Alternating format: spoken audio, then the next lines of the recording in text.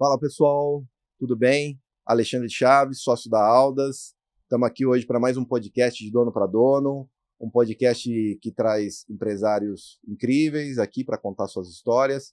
E evidentemente a gente tenta aqui falar não o lado A, que todo mundo já conhece, sim falar do lado B, aquilo que os bastidores ali não mostram, e essa vai ser a nossa tônica aqui também. Nós estamos aqui hoje com o José Caldaglio, CEO e CTO da Colmeia, é uma empresa que usa IA para democratizar o acesso a investimentos no Brasil.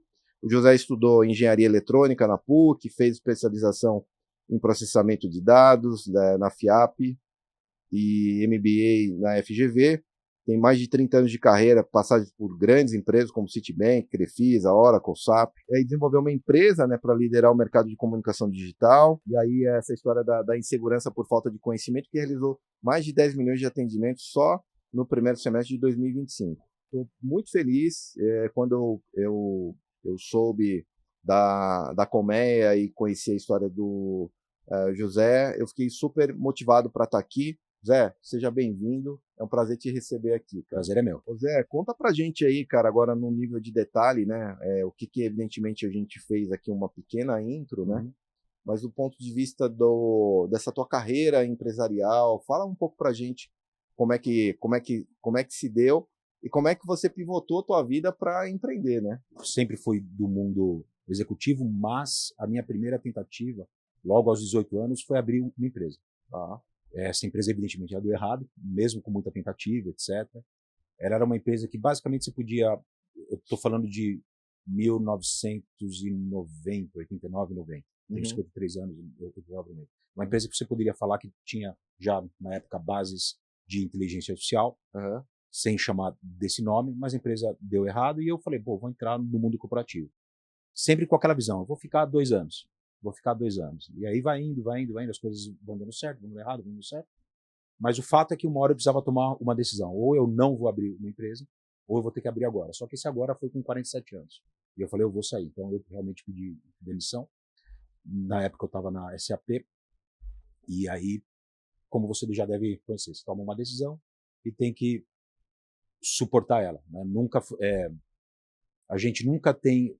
A gente sabe que vai ser difícil, mas a gente nunca tem a magnitude do que nós vamos enfrentar. Assim, é uma jornada que você vai indo, que você vai construindo. E foi isso. A Colmeia, que acabou sendo criada depois de 2 pivoteadas, ou seja, a plataforma digital veio em 2019, a plataforma de comunicação digital, e a partir disso, então a gente tem uma história aí de quase 6 anos, tá? Mas houve 2 empresas antes.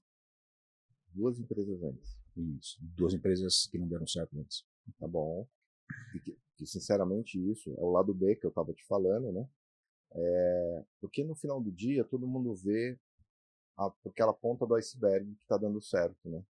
E evidentemente aquilo, né? Várias coisas que você teve que fazer para poder garantir, né? Para poder chegar até aqui hoje, né? Isso que é o que eu falo que é uma jornada. É uma jornada que você é estressado emocionalmente, é estressado na questão familiar também, porque você tinha um nível de vida. Eu fiquei 4 anos sem ganhar absolutamente nada. Então isso tem um impacto em todo lugar. Né? Então realmente você tem que estar preparado para isso. Não é uma decisão fácil. Mas quando dá certo, realmente a gente fica... É uma alegria absurda. Legal. O que você usa hoje, né, desse teu aprendizado como executivo, né? O que isso vem te ajudando a empreender? Né? O que você traz, né, como bagagem, né? O que isso te ajuda hoje no teu negócio? Assim, então eu já tive em grandes empresas, em empresas pequenas, a minha carreira começou como técnico, eu sempre fui técnico, depois eu dei um pulo para vendas, né, lá na Oracle, eu era head de engenharia e fiz um pulo para vendas, né, o que não é muito comum. Eu digo que eu aprendi muito o que não fazer, de verdade, é tão importante quanto o que fazer. Então, vários vícios, várias questões estruturais que eu fui aprendendo que eu não gostaria de ter da minha empresa, e eu não falo de nenhuma empresa específica, tá? Só para me deixar marcado. Eu falo mais de experiências pontuais que eu tive dessas empresas e aprendi muita coisa o que fazer, principalmente sobre o lado comercial. Tanto a Oracle quanto a SAP são duas máquinas de vendas, né? Então você tem principalmente a Oracle, uma empresa super focada em venda, tem fama de ser agressiva, né? Então a gente essa parte comercial ela foi realmente fundamental para quem se baseou a sua carreira na parte técnica. Legal. Isso é bem curioso e acho isso extremamente complementar, né? Essa tua visão técnica como engenheiro com a questão comercial vendas, né? Que geralmente são coisas que não se falam, né? Exato. E você meio que foi talhado no fogo, né? Aprendeu, né, com a tua carreira, e isso com certeza é uma competência para o empreendedor muito interessante, tá? Muito interessante. Quase sempre eu vejo negócios que tem um viés técnico, geralmente um sócio que puxa mais o lado de exatas e o outro que geralmente puxa mais o lado de humanas, né? Isso. Então tentar trazer tudo isso num único personagem, realmente isso é diferente, né? E o desejo de empreender sempre existiu pelo visto, né? Sim. Sempre existiu. Sim. E essa história que... Conta pra gente, então, o que é o Projeto Colmeia? O que é o teu negócio hoje? Ok, então hoje, depois das duas pivoteadas, a Colmeia é uma plataforma digital. Para resumir, para dar um exemplo, hoje o brasileiro não espera ser atendido por voz, certo? Diferentemente da experiência que um alemão espera ter, ou que um norte-americano, que não seja latino, né, e espera ter, a gente espera ser atendido por digital, por bots, e depois para atendimento humano. E óbvio, quando você fala hoje em digital, no Brasil você fala em WhatsApp. Então é um mercado que expande de maneira absurda. A Meta investe muito nesse mercado e se tornou o meio de comunicação de fato entre as pessoas e as empresas. E a Colmeia é a empresa líder em tecnologia desse mercado. Basicamente é isso. Então a gente tem desde autoatendimento, atendimento humano, nós temos a parte de marketing digital, CRM, marketing de performance, a gente atua com também. Então a gente tem uma suite muito ampla e também em cada um desses pilares bastante eficiente. Essa é a Colmeia. Legal. Você falou sobre um ponto que aí agora é curiosidade minha, né? Você tem toda a razão, né? Sobre essa história de que as pessoas estão com a expectativa não necessariamente de falar por voz, né? Mas isso tem a ver com as gerações. Por exemplo, os meus filhos, eles não ligam, eles não usam o telefone para falar. Nem sabem o que é praticamente. Mas é uma questão dessa geração ou é uma questão de todos, no sentido de que às vezes eu sinto falta de falar com alguém, né? Mas de fato o primeiro processo, se eu puder mandar uma mensagem, né, ser atendido né, me responda rápido, né? Acho que eu estou mais preocupado em ter uma resposta rápida, né, do que simplesmente falar com o humano ou não, né? Assim. E aí eu tenho um pouco de curiosidade se se essa linha do que eu estou falando faz sentido, ou se essa história do teu negócio está muito relacionada a essas novas gerações que estão vindo aí. Ou a velha geração também, os baby boomers X e companhia limitada também estão vivendo essa mesma onda dessa tecnologia. Resumidamente, sim, estão vivendo toda essa onda. Nós temos um cliente que é um case aberto, é o Banco Mercantil, e eles têm um público que é 50 mais. E eles são a maior operação de receita direta da Meta do mundo, ou seja, eles não tem nenhuma empresa que vende mais por WhatsApp, faz mais negócios por WhatsApp do que o Banco Mercantil, que é focado, estamos falando da casa de bilhões ao mês, aí, como eles mesmos publicam. E é um banco que se posiciona como o banco dos 50 mais. Legal. Então, hoje, acho que quando eu falo com a minha mãe, por exemplo, eu falo via WhatsApp.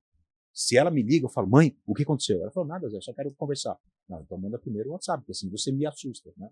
Então é um protocolo que é um protocolo da sua vida pessoal, que só mostra o poder desse canal para as corporações. Nenhuma empresa consegue se comunicar mais com o seu cliente se ela não está nesse canal. Isso é verdade. Você falou uma coisa que ontem mesmo aconteceu. Meu filho me mandou mensagem, mas ele não foi feliz na forma de mandar a mensagem. Pai, pode falar? Eu já estou falando, né? Pode falar, né? Não, eu quero falar pelo telefone. Eu falei, poxa, mas nunca fala pelo telefone. Não, super raro. Eu falei, o que está acontecendo, né? Eu já liguei, já preocupado, né? Na verdade, foi para dar uma boa notícia e estava em processo de estágio, que agora vai ser aprovado, né? Então, passou mesmo com a minha filha também agora. Então, mas assim, é uma coisa meio maluca, né? E da mesma forma acontece com a nossa família, né? Evidentemente, o telefone, todo mundo troca mensagem, mas se ligar, a gente já fica preocupado, né? É engraçado isso. E é interessante que existem motivos econômicos para isso também. Então, se você pegar toda essa cadeia de digital, por exemplo, quando você está conversando com alguém, via voz, você não está fazendo absolutamente mais nada. Só que o atendente também não.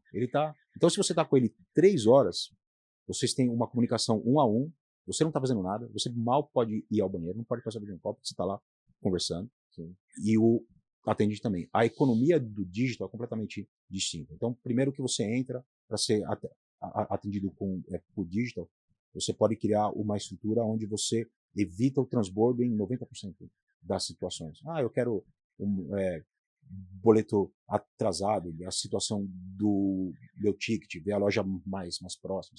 Você precisa conversar com alguém. Então, imagina que você tem um ritmo, 100 mil pessoas entram, esses 100 mil pessoas iam conversar com um humano super caro, extremamente caro. Extremamente caro. Então, você tem lá uma quebra de 90%. Legal. Só que quando ela sobe para conversar com alguém, esse atendente, ele está conversando com 8, 10 pessoas ao mesmo tempo. Então, um atendente humano vale 10 vezes mais do que não que valha mais, mas que produz mais, vamos falar assim. E por outro lado, você não para a sua vida. Então, você também está fazendo coisa. Então, é uma roda de valor que raramente a gente vê uma convergência entre um fenômeno cultural que te dá conveniência com uma equação financeira positiva para a empresa. E esse é um dos poucos casos. Legal. Da onde nasceu essa ideia de fazer isso? Porque geralmente tem aquela história, nasceu porque eu tive a dor, que eu fiquei pendurado no telefone, enfim. Como é que nasceu? Como é que você falou, cara, eu vou fazer isso? Então, eu estava já na minha... Essas 2 empresas que eu disse que precederam, né? Que precederam ela, não são empresas que falharam no business plan, eles falharam basicamente... Não, quer dizer, no business plan, porque a gente não ia ter o tempo para fazer isso vingar, mas até hoje elas estão aqui. Mas, resumidamente, eu fiz uma compra de um eletrodoméstico, aí fui ser atendido por WhatsApp, falei, maravilha, o WhatsApp, não aguento mais esse telefone. O atendimento foi um lixo, realmente um lixo. O cara não sabia quem está falando, eu vou até falar, ele não tinha histórico, etc. Falei, olha, aqui eu posso entrar, porque eu estou vendo aqui um caso de uma grande empresa que tem um atendimento horroroso e que eu fui atrás já era suportado por uma das grandes empresas, ou seja, eu não criei esse mercado. Esse mercado já existe centenas de empresas desse... Você já está respondendo uma outra pergunta. Exatamente. Eu não criei esse mercado, de longe, na verdade. Existiam empresas que estavam lá há 20 anos com voz, com SMS, etc., mas já inserida dentro desse mercado. O que a Colmeia fez foi criar a plataforma mais competente desse mercado. Então, a gente faz, tem até na mídia, a gente costuma fazer o tal do desafio Colmeia. Se você tem uma jornada que é complexa, chama todos os players de mercado que você quiser, dá para ele 30 dias e dá para nós 3. Porque a gente confia que a nossa solução ela é mais competente. Então, eu vi se era possível fazer algo diferente em sendo, aí eu entrei. Eu falei, bom, eu não posso fazer uma terceira, né? Há 4 anos eu já não ganhava nada, então eu não podia ficar o mais 2, né? Então é isso. Caramba. Eu falo dessa coragem e eu até sempre falo com os empresários, né? A diferença de você ter a resiliência, a fé, acreditar, né, em você. E outra coisa, às vezes, é a teimosia, né? Separar as coisas. imagina você, né, a coragem de tomar a decisão de ir para um terceiro negócio para você poder validar a tese, né?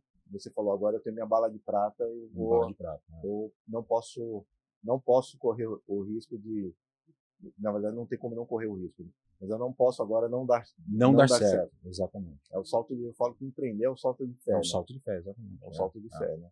E aí você já respondeu uma parte que é um mercado que na verdade não foi você que criou, mas você vem se posicionando, né? Se posicionou aí como um cara que foca muito nessa história da qualidade da experiência do usuário, que você tá me falando, né?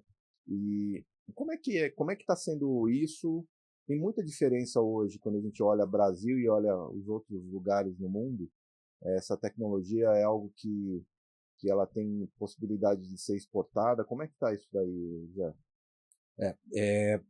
Então, vamos lá. Todos os países... O Brasil é benchmark em uso de dígito. Tá? Então, se você perguntar para a Meta fala, não, o Brasil é o benchmark. Você tem na Índia mais usuários, mas não uma penetração tão grande proporcionalmente em relação à população. Aqui eles têm 1,4 bi de pessoas. Certo. Se 20% usa, né, já passa o número de nós brasileiros. Então, em penetração e principalmente em tempo de uso, o brasileiro é recordista. Mas todos os países latino-americanos usam, partes dos países europeus já têm essa cultura. Estados Unidos está dando existe uma probabilidade de estar tendo um switch para esse mercado de pessoas que esperam ser atendidos por digital também. Mas lá você tem muito SMS, muito RCS, você não tem ainda uma prevalência, se é que eu posso falar essa palavra, do WhatsApp. Então, se nós fôssemos entrar, a Colmeia é uma plataforma, ela é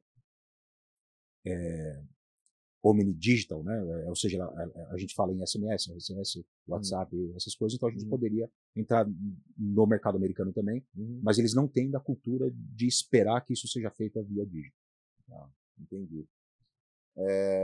Você tocou num ponto que é o ponto do impacto da tua decisão de empreender, né? O impacto que acaba reverberando em família, coisas do tipo. E muitas vezes a gente, quando estrutura um negócio, a gente vai ter um propósito para ele, né?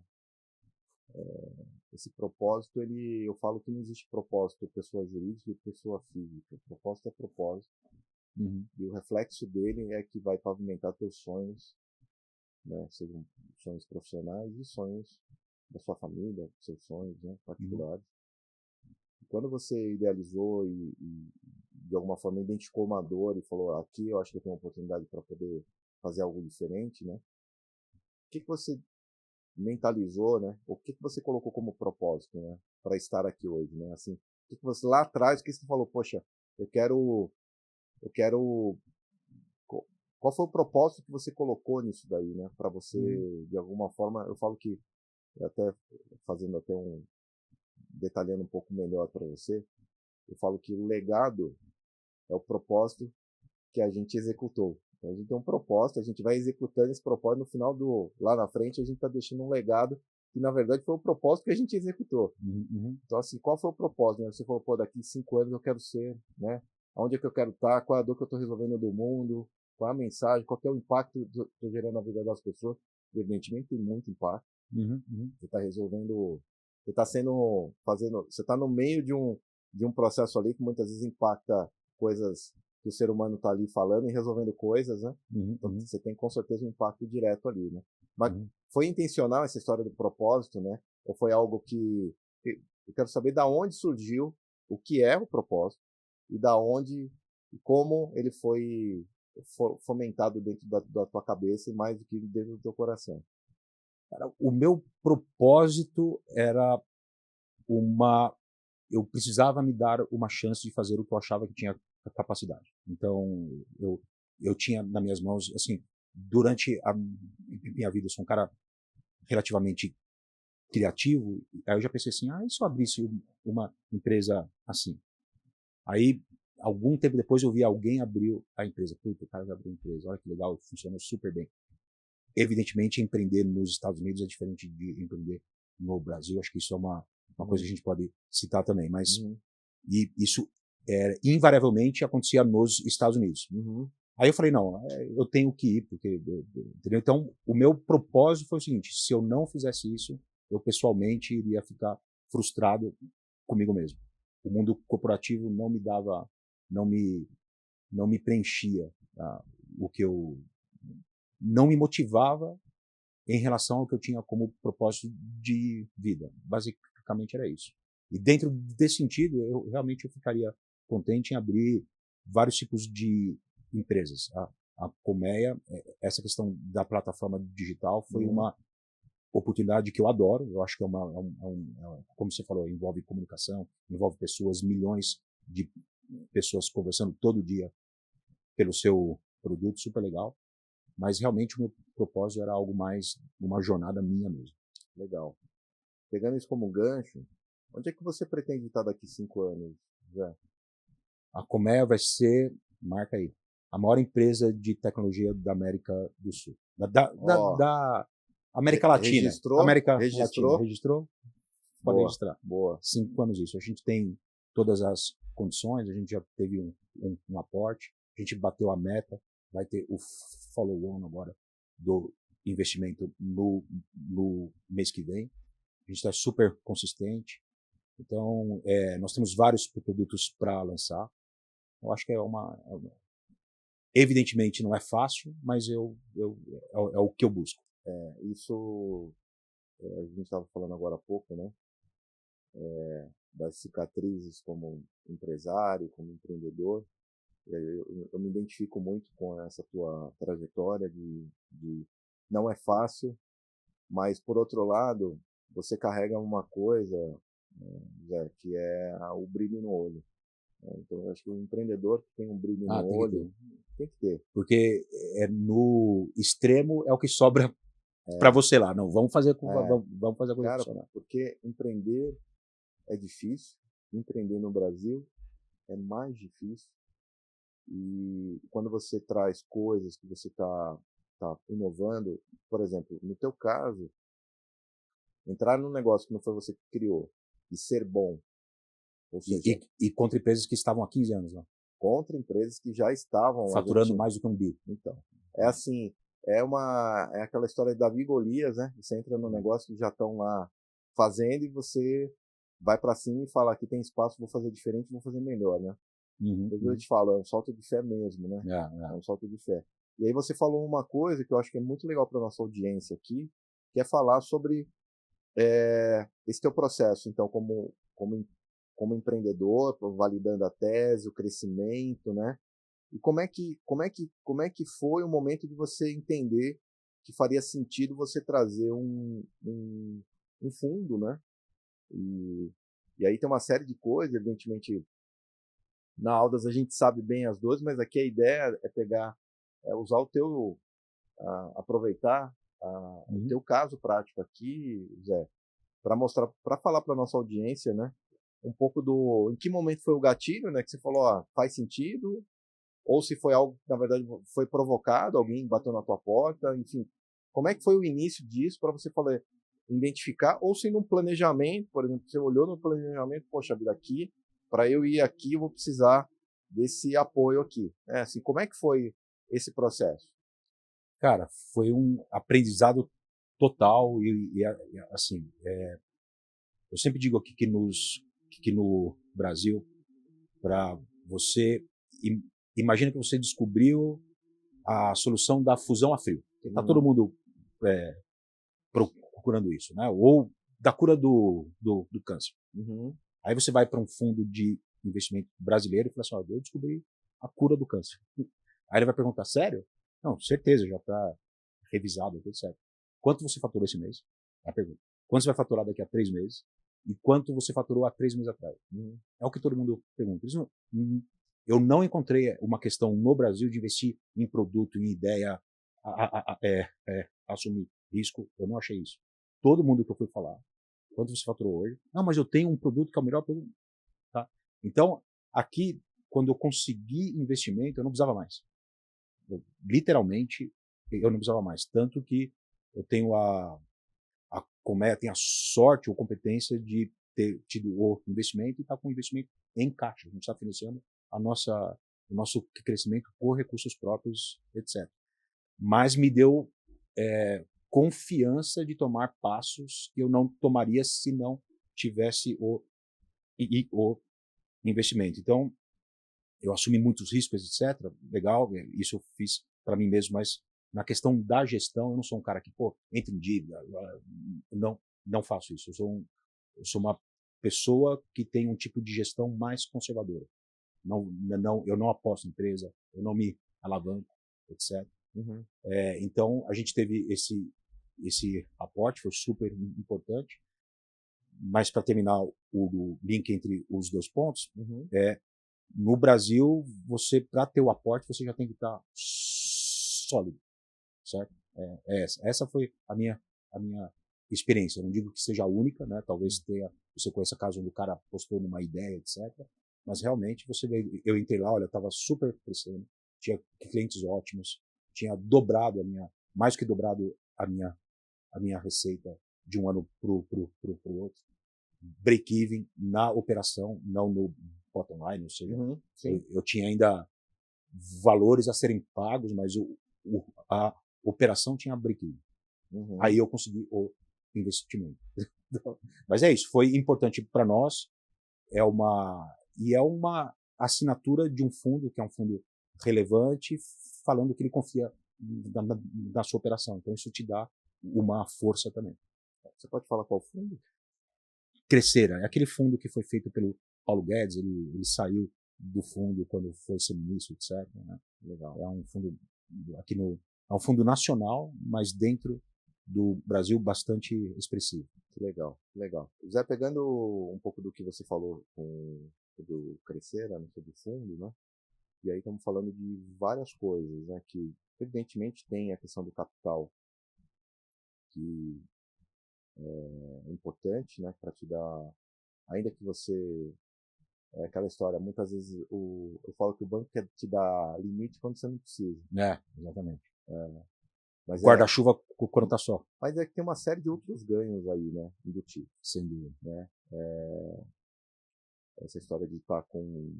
Esses dias me contaram uma história muito legal que um palestrante tinha inicialmente pedido para...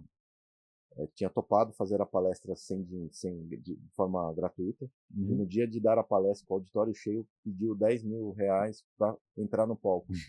E aí, para não ter esse processo cancelado, toparam passar o chapéu ali e dar os R$10.000 para esse palestrante. O palestrante botou o dinheiro no bolso, foi lá, fez a palestra. E na hora que terminou a palestra, todo mundo aplaudiu, foi incrível. Aí ele voltou para as pessoas e devolveu o dinheiro. Ele falou, não entendi, né? Ele falou, não, mas é que para mim dar a palestra com R$10.000 no bolso dá muita confiança. Então, evidentemente, você ter caixa, né? Eu falo para o empresário, para te dar tranquilidade, para você poder analisar as coisas, né? Isso é muito importante. E aí traz também algumas outras coisas, né? Um fundo, né? Primeiro que valida a tese, no sentido de você tem lá uma valuation lá, que à medida que alguém acredita naquilo e aporta, valida a tese. Sem dúvida. Então, isso super importante, na verdade. Não é o achismo do Zé, não, alguém, e aí esse alguém no fundo, validou aquilo, né?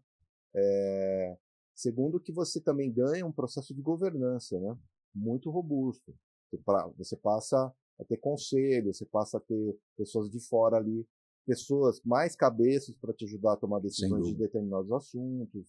Então, evidentemente, tem um ganho muito significativo aí. Super. Significativo. Essa história de você não estar na jornada mais sozinho, né? Exatamente. De você ter pessoas que acreditam naquilo com você também, né? Exatamente. Ou seja, eu não quero dar a impressão que não tem valor, não, super valor. É realmente importante para o mercado, importante para sua cabeça, importante para sua tudo. Né? E depois tem uma outra coisa também, que é a questão do networking, né, que o fundo, né, aporta para você. Verdade né? também. Ou seja, você ganha um sobrenome da noite para o dia, um sobrenome robusto, E esse sobrenome vai te abrir portas que talvez você não teria acesso ou demoraria para ter. Né? Porque eu falo que as relações a gente demora um tempo para construir, né? Sem dúvida. E a nossa geração ainda mais é a relação que as relações foram lapidadas aí ao longo do tempo, ainda muito no telefone, ainda muito no contato pessoal, né? Agora eu percebo uma certa superficialidade nas relações, as pessoas não se entregam tanto, assim, é a impressão. E a gente não, a gente demora tempo para poder construir, mas depois que a gente constrói, a gente pode ficar sem falar com a pessoa, mas na hora que aquele amigo, aquele contato volta ali, você para o que você está fazendo para poder ajudar, para poder apoiar. E, evidentemente, ganhar um sobrenome que já traz uma série de outros sobrenomes, uma série de network de pessoas que confiam no fundo e que logo pensam, poxa, se o fundo validou isso é bom e, evidentemente, eu vou querer ajudar também. Então, isso acaba potencializando. Eu falo que é um segundo estágio de foguete que você acaba colocando e se posicionando, né? E sobre amigos, eu não poderia deixar de citar, né? A pessoa que entrou comigo, um sócio, você falou, ó, tem o técnico, a pessoa que entrou comigo para pagar as contas da empresa, mas não a minha, é um amigo meu, é o sócio. É o que, vamos dizer assim, a empresa só existe porque eu falei assim, não, eu faço a parte técnica, tem algumas contas aqui que você toca, eu pago as minhas, mas sem ele também nunca iria acontecer. Que legal. E dentro do relacionamento foi um amigo meu que chama Constantinos, né? Ele é um grego, etc. Tá comigo até hoje. Espero que fique por muito mais tempo. Sem ele não iria acontecer. Eu ia fazer justamente a pergunta, mas que legal que partiu de você essa história de fazer essa menção ao sócio, né? Eu falo que sociedade é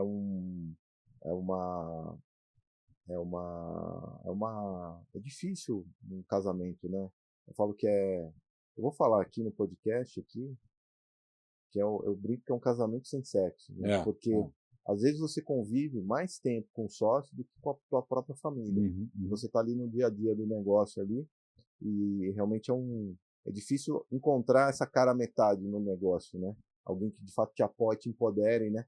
E fala, deixa que eu seguro a bronca aqui, vai lá e toca a tua parte, entrega a tua parte. E tem que confiar também, tem né? Que confiar, porque é o que ele fala, né? Ele fala e costuma ele tá certo. Pô, não tinha nada, né? A gente tá entrando aqui, os valores evidentemente também eram menores, tudo, mas não tinha nada. Né? E aí tem que falar ele e a esposa, né? Constantinos e Nilda, na verdade. Então, eles dois entraram e no momento mais difícil. E aí que a gente volta, né?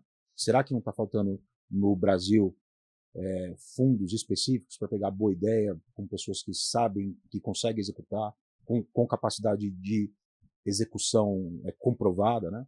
Eu acho que isso é uma oportunidade que um dia eu gostaria de desenvolver. Acho que tem coisas que estão acontecendo aí, Zé. Concordo com você que, na sua maioria, evidentemente, os fundos que focam já em negócios existentes, ele vai ver muito track de quanto faturou, se está atingindo, se está crescendo, se validou a tese, se os clientes gostam, né? Mas quando você desce para aquela história de anjo,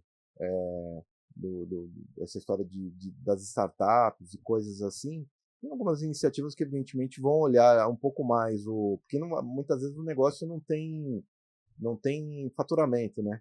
Aí nessa etapa, agora quando já é empresa, quando já tem um determinado tamanho, aí você encontra. Aí as faixas de fundo, né, para poder, evidentemente, eles vão sempre olhar as mesmas coisas. Eu concordo com você que tudo é importante, mas a matemática, né? A projeção, quanto você faturou hoje, quanto você faturou, daqui a 3 meses, quanto você está entregando, quanto está sobrando, são as perguntas básicas aí. E aí tem dentro desse teu processo na colmeia, né?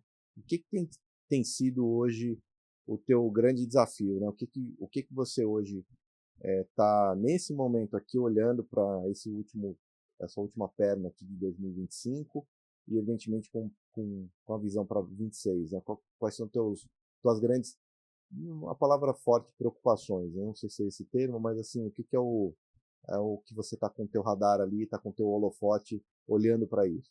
Você pode falar? Nossa, sim, sem dúvida. Sobre perspectiva tecnológica, agentes de AI, né? A gente fez uma abordagem bastante interessante, a gente lançou agora em um evento super bacana, tinha 700 pessoas lá no Superbots mesmo. Então isso é uma coisa que nós estamos apostando mais porque o mercado aposta. Sobre perspectiva de mercado, a gente sabe que o Brasil vai passar e está passando por uma escassez de investimento, isso não tem jeito. Então, por exemplo, o próprio fundo citou, né, dinheiro para o Brasil e dinheiro do Brasil e dinheiro do estrangeiro hoje não tem mais, literalmente, né? Então, mas a gente não está mais nesse momento, então a gente não precisa buscar mais capital, então isso para nós se torna até uma vantagem competitiva. Total. Sob perspectiva... Só pegando isso daí como gancho, né? No teu processo de crescimento de vocês, não está descartado, então, um crescimento não orgânico, uma aquisição, coisas do tipo? Ou não existem players que fariam sentido numa estratégia de vocês de crescimento, algum tipo de aquisição? Para nós comprarmos, aparece o tempo todo. Aparece o tempo todo. A gente já começou a fazer algumas do diligence, mas tem que ser uma coisa muito bem pensada, né? Então, por exemplo, como nós estamos crescendo muito, se nós tivéssemos fechado o negócio que nós estamos fechando há 10 meses atrás, ou 12 meses atrás, eu ia estar com uma participação menor do que eu estaria hoje. Então tem que ser, entendeu? Ou seja, 12 meses me deu o tempo de ficar bem maior e eu teria feito a mesma, que na época era uma fusão, de uma maneira muito mais proveitosa para nós. Então a gente não fez, então tomamos a decisão certa. Então hoje a gente sabe que se for para esse caminho, vai ter que ser uma aquisição e não uma fusão. Legal. Esse é o ponto. Mas a gente olha alguns casos. Tá? Legal. Eu te cortei bem no meio que você ia fazer a segunda parte da sua fala. Não, mas foi bem cortado, tá? Já nem lembro mais o que é. Então, 26, então, previsão, hoje, por exemplo, você cresce, se é que você pode falar, né? A questão do qual é a tua taxa de crescimento e qual é a tua perspectiva para os próximos anos, né? Quando você diz, eu quero em 5 anos, né, ser a maior empresa, né? Evidentemente isso vai te exigir um nível de crescimento muito bem forte, né? Então, assim, dá para falar o que aconteceu em 25 dá. E o que você está prevendo para os próximos anos? Dá para falar sem dúvida alguma. O fundo, né, eles são famosos por falar assim, não, a gente te dá um valuation inicial e se você atingir a meta, a gente faz um novo aporte. E normalmente o que se tem no mercado é que não, essas metas não são atingíveis, é para te dar o... Então a gente atingiu a meta, a gente cresceu quase 300%. Uau! Quase, não foi quase, 240%, algo assim, tá? Absurdo, nossa. Crescemos muito bem, a gente atingiu a meta, então a gente vai ter esse novo aporte. E nós temos hoje ou contratos assinados que ainda não estão sendo faturados, ou em assinatura já temos espaço para mais do que dobrar a empresa. Então a gente já tem isso dentro de casa. Entendeu? São contratos ou que estão assinados, mas ainda não estão sendo bilados, ou em assinatura na fase final. Então a gente já tem como integrar o dobro já. Que legal. É isso que tem. E o futuro aí só Deus pertence. A gente vai ter algumas novas maneiras de crescer. A gente já tem novos produtos, mas a gente acha que vai conseguir se encaixar rápido. Né? Voltando para o ponto lá a gente queria ouvir você falar um pouco mais sobre essa parte do IA. A gente está tendo hoje uma chuva de coisas surgindo. E você vê isso como uma ameaça ou como uma oportunidade? Oportunidade. Principalmente porque saiu um relatório do MIT há questão de 15 dias atrás, que 95% de todos os projetos falham de AI. A AI, como está hoje, essa questão das LLMs, ChatGPT, etc., eles dão uma sensação de produtividade muito rápida, então você faz muita coisa em pouco tempo, só que os 15, 20% que faltam para isso entrar em produção de maneira confiável são praticamente inalcançáveis. Por isso que 95%, até mais, tá? Eu estou sendo conservador. E então a gente consegue solucionar esses de maneira elegante. E é por isso que acho que a gente vai pegar esse mercado de maneira desproporcional. Que legal, que legal. Tem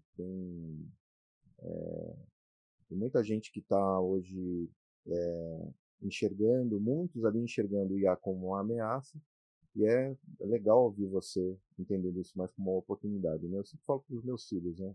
Como é que a gente encara as coisas. Você se posiciona como vendedor de lenços, né? Ou se você vai estar com o pessoal que vai estar chorando, né? A gente tem muita oportunidade, acho que é um mar aí de possibilidades. Eu tive há umas 3 semanas também num grande evento de IA generativa para poder entender, né, tudo que está acontecendo. Eu sou conselheiro de várias empresas, né? E aí muitas vezes o mercado tem aquela visão de conselheiro, aquele cara de cabeça branca, né? Que já está arrumando, não quer ficar em casa e está indo, né, ocupar o tempo, né? E na verdade a gente está numa fase que cachorro velho aprende truque novo. Então a gente está aprendendo a todo instante.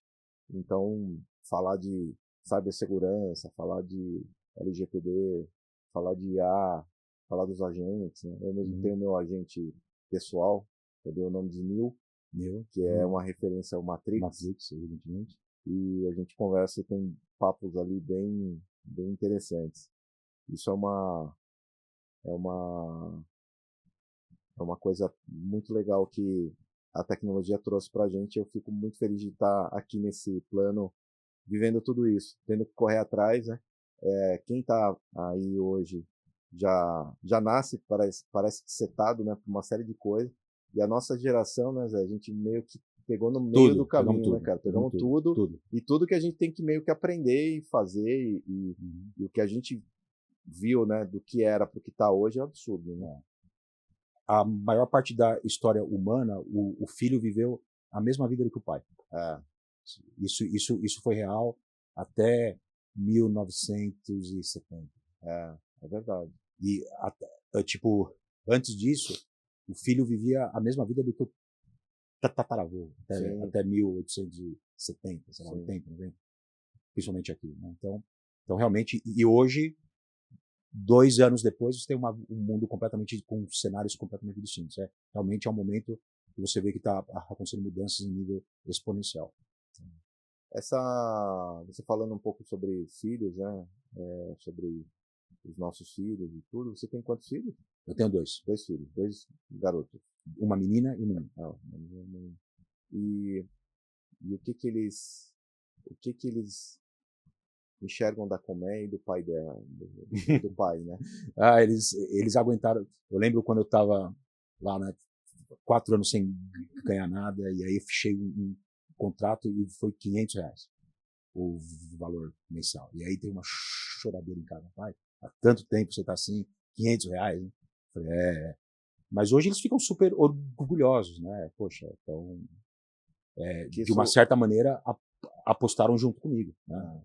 É por isso que eu falei um pouco sobre propósito. Não existe propósito pessoa física e pessoa jurídica. Na verdade, o propósito ele impacta a vida da gente, né? E aí, consequentemente, família junto, né? Então, isso é muito legal.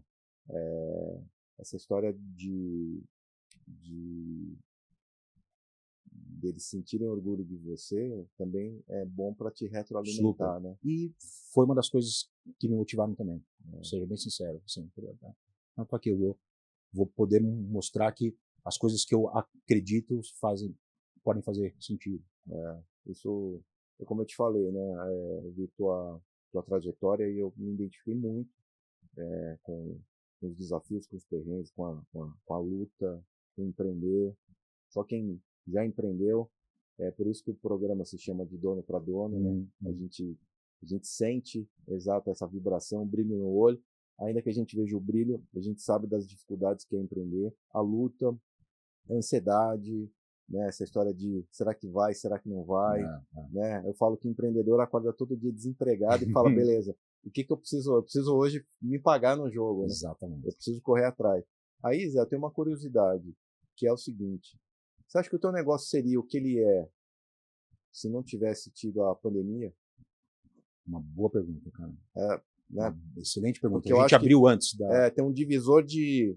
O mundo é diferente, né? Eu vejo que eu vejo, assim, pelo menos percebi nitidamente uma mudança das coisas de um modo geral, até da cabeça das pessoas, do jeito, dos comportamentos, né? Tem uma coisa que me ajudou na pandemia. Eu não acho que eu teria mais ou menos demanda hoje por causa dela. O que me ajudou foi como uma empresa super pequena, sem caixa, era muito difícil eu, por exemplo, fazer uma apresentação para cliente em Minas, que é real, cara. Eu fazer para um cliente em Minas, tinha que pagar passagem, tinha dinheiro, etc. Então, de repente, se começou a ser natural fazer a apresentação remota. Esse componente, para mim, foi fundamental.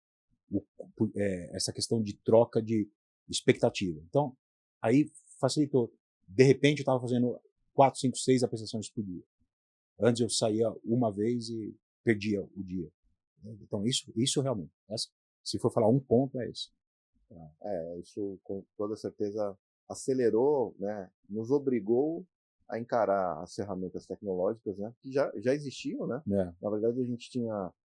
Eu falo quando você tem a opção, né? É mais difícil tomar a decisão quando você tem escolhas. Sem dúvida. Né? Então, as tecnologias já estavam aí, mas a gente tinha a escolha de usá-las ou não, né? E aí a pandemia realmente fez com que a gente pudesse acelerar esse processo, né? Nos obrigou, na verdade, a acelerar esse processo, que está aí até hoje. Hoje a gente se pergunta, né? Se precisa ser remoto ou se... Exato. Como uma opção real, né? Exato. A gente sabe o deslocamento, principalmente numa cidade como São Paulo, né? E o deslocamento também entre os estados, né? Brasil continental, né? A gente sabe o quanto é difícil. O teu negócio hoje ele tem abrangência nacional, né? Tem. Isso. A gente já tem alguns outros países da América Latina também, né? Já começamos a expansão. De situações que você foi provocado ou situações de empresas locais? Empresas nacionais primeiro que te levaram. Na verdade, empresas de outro país, né, que estão operando aqui, que nos trouxeram para fora. Né? Uma coisa que é interessante, que é como é que você quer ser lembrado, ou como é que a Colmeia vai ser lembrada daqui 20 anos? É uma pergunta. Você já parou para se teletransportar no tempo aí, Zé? Acho que vai ser lembrado como uma empresa inovadora, onde as pessoas contribuíram muito, a gente conseguiu. Eu acredito que criar um ambiente onde as pessoas se respeitam. Hoje a gente tem quase 100. 100 pessoas. Parabéns. Quase 100 pessoas. Que orgulho, né?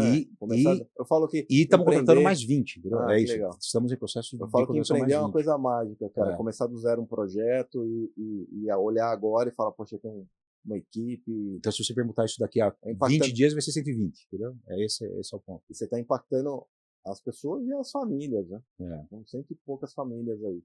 E eu acredito que nós conseguimos ter um ambiente legal. Isso é uma coisa que é muito importante para mim. Então, esse tipo de coisa acho que é legal. Legal. Estamos chegando na reta final. Perfeito. E aí, para nossa audiência aqui, até para eles entenderem um pouco melhor você, né? Fala pra gente um hábito que te ajuda no teu dia a dia. Você tem algum que te vem à mente? Hábito, eu mantenho uma vida de esporte já há 20 anos, mais do que 20 anos. Legal. Atividade física. Corro, faço musculação. Legal. Livro, você tem algum que você recomenda? Tenho. Eu gosto de um livro chamado Tempos Interessantes, que é do Hobsbawm. Eu gosto de história. Eu sou historiador amador, vamos dizer assim. Então, se eu pegar todo o meu tempo livre, eu basicamente estou vendo história. Eu imagino que quando você viaja também não foge e conhecer algum lugar. Exatamente, é isso. Um pouco o teu perfil, né? Você tem algum podcast que você recomenda além do nosso aqui? Tem um de história também. Legal. É um cara que chama Dan Carlin. Ele faz... ele não é historiador, mas ele conta as histórias de uma maneira muito legal. Aí eu gosto de ver também outros podcasts, mas eu sou um cara que fica consumindo informação basicamente o tempo todo. Legal. Aí é podcast técnico. Eu não assisto, por exemplo, se você for me perguntar sobre seriado, eu não assisto. Tá? Eu fico basicamente, eu fico numa agenda mais cultural. Tá? Geralmente a gente agora, só fazendo um ponto aí, a gente tem uma situação que no passado não tinha, que hoje nós temos um excesso de informação que chega pra gente, né? A gente tem acesso a tudo de forma muito rápida, né? Então, eu me lembro que o Paulo Lema fala que tem pena do pessoal que está hoje aqui, porque tem muita informação, né? A gente tem excesso de informação e um acesso... E você acaba consumindo só coisa que te dá prazer. Aí você se afunila numa bolha danada. Então você tem que ter essa preocupação de falar assim, olha, se eu estou vendo só o que me dá prazer, é melhor eu mudar um pouco aqui o meu... Isso é verdade. Você falou de não assistir série, coisas do tipo, mas você deve ter algum filme, alguma coisa que você fala, pô, esse filme foi legal e agregou para mim. Você tem alguma... O Senhor dos Anéis, adoro. Eu vi o Game of Thrones também, foi o último seriado que eu vi. Muito bom. E é esse tipo de coisa. Eu gosto mais de fantasia. Você tem alguma frase que te marcou a trajetória aí? Alguma frase que você fala, uau, essa frase aqui me define, ou uma frase que eu acho que ela é muito legal? Eu falo sempre lá pro meu pessoal que o compromisso, não, o compromisso após negociado é sagrado. Então, eu gosto muito de falar assim, baseado em compromisso. Você vai fazer, eu vou. Então, eu não quero mais me preocupar com isso. Eu baseio toda a minha gestão em compromisso. Eu faço com as pessoas. Legal. E aí, alguém que você admira e por quê? Eu gosto de pessoas que se esforçam muito. Então, uma pessoa que me inspirou muito foi o Senna. As pessoas mais velhas, acho que basicamente todas elas tinham uma época que tinha uma queda pelo Senna. Senna realmente essa coisa dele de se esforçar, etc. Uma coisa que eu sempre admirei. Ou de ir correr na chuva, né? Então, também tem isso, né? Foge da chuva, ele corria para... Mas me encanta mais o esforço do que a habilidade. Eu falo que essa história a pessoa que é o esforçado, o inteligente que não tem esforço, né? Que não coloca em prática, né? Não faz muito. Mas às vezes aquele que se esforça realmente é o que vai despontar, né? Sem dúvida. Essa insistência, né? E tem coisas que é o que a gente fala, né? Tem coisas que são da pessoa, né? Caráter, né? A gente fala do soft skills. E as outras coisas são competências técnicas, os hard skills, que são aprendidas, desde que a pessoa queira, né? Então, esforço, tudo isso, e a pessoa, a dedicação dela vai fazer ela ser boa em qualquer coisa. Né? Então, é uma questão de treino, e isso faz parte do jogo. Zé, então eu queria agradecer a tua vinda aqui no nosso programa de Dono para Dono. Foi uma enorme satisfação recebê-lo aqui. Obrigado. A história, desde quando eu recebi aqui, eu fiquei super animado aí para conhecer, para estar com você aqui. E hoje, para mim, é uma enorme satisfação conhecer você, conhecer o ser humano, conhecer o empresário e conhecer o teu projeto, como que é um projeto incrível. E não tenho dúvida nenhuma, pelo teu brilho no olho, você vai seguir acelerando e vai atingir todos os seus sonhos. Realmente, muito obrigado pela tua vinda. Obrigado. Eu te agradeço. Eu gostaria muito que você pudesse passar para a nossa audiência as redes, né, para a pessoa poder te localizar. Perfeito, vamos lá. Então a Colmeia é www.colmeia.cx, de CX, e as minhas redes pessoais, a minha rede pessoal é o LinkedIn, josé.caodaglo, CAODAGLO, Caodaglo. Legal, maravilha. E para a nossa audiência que está aqui, nos acompanhe no Audas, né, no www.audas.com, nosso site, e no nosso Instagram, o Audas _, e aí vai ser legal encontrar você lá, muito conteúdo bacana, te espero lá. Um grande abraço, é isso aí, valeu. Gostou do que você assistiu aqui hoje? Então, segue a gente e não perde a chance de ser avisado a cada conteúdo novo e garantir que você não perca conteúdos super bacanas como esses aqui.